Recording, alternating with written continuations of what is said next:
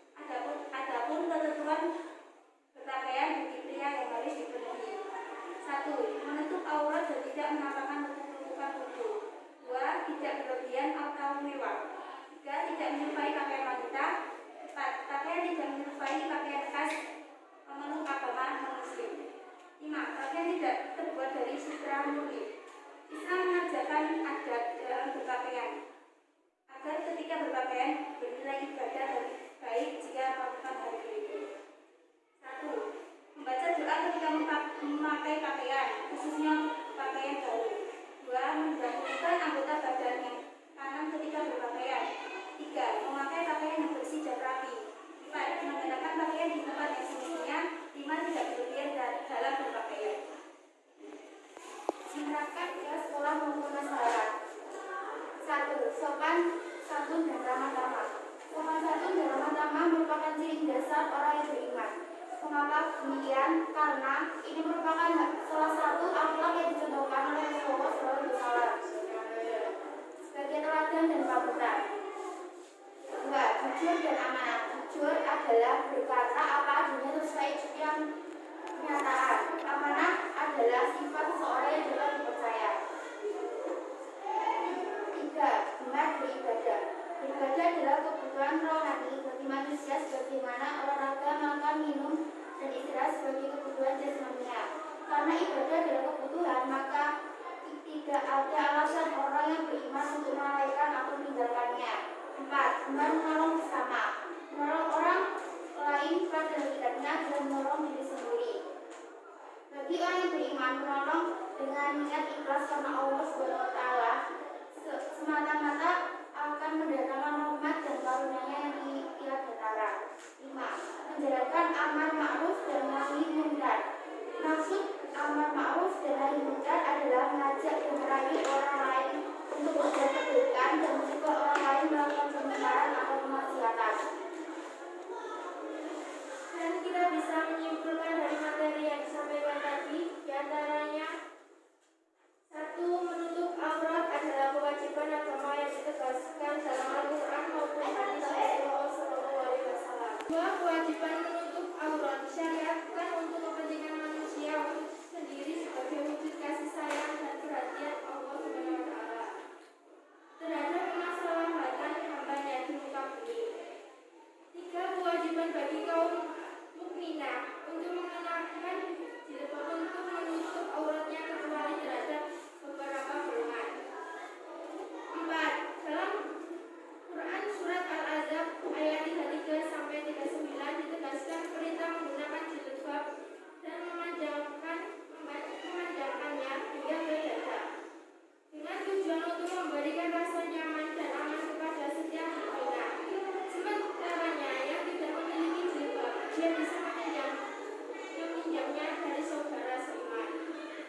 5. Hadis dari Ummu Atiyah berisi anjuran kepada setiap muslimah untuk menghadiri sholat Idul Fitri dan Idul Adha meskipun sedang haid atau dipingit. 6.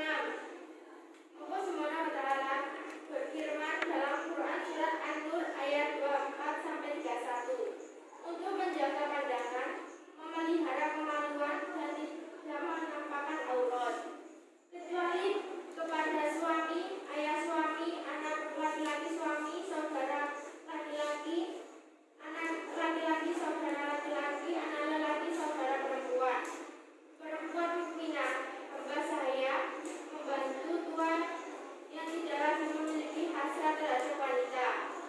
7. Allah SWT memerintahkan setiap mukmin dan mukminah di 2 ayat ini untuk bertaubat untuk memperoleh keberuntungan. Silakan Ibu bertanya. Apakah ada pertanyaan? Saya dari kelompok 1 ini bertanya. Siapa yang kira? Iya. Dia mau menambahkan manfaat dari menutup aurat. Dengan kalian menutup aurat, kan aurat otomatis kalau sudah tertutup, orang melihat itu kan beda sama nanti sama orang yang auratnya kelihatan. Paham maksudnya kan?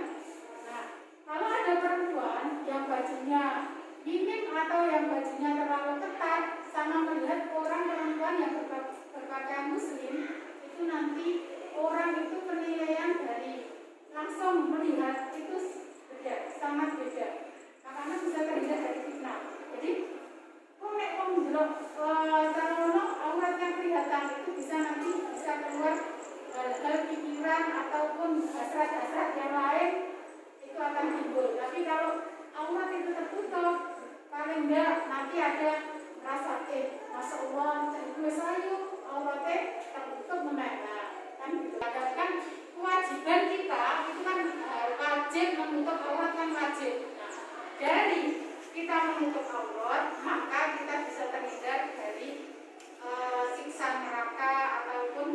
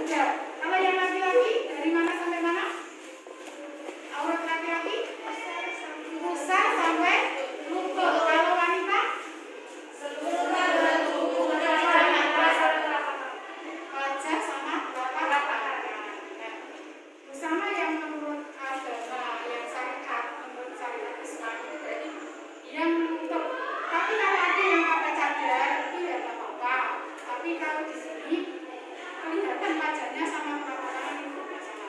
Pokoknya kalau keseharian itu kelihatan tangan sini itu nggak masalah, sama kaki.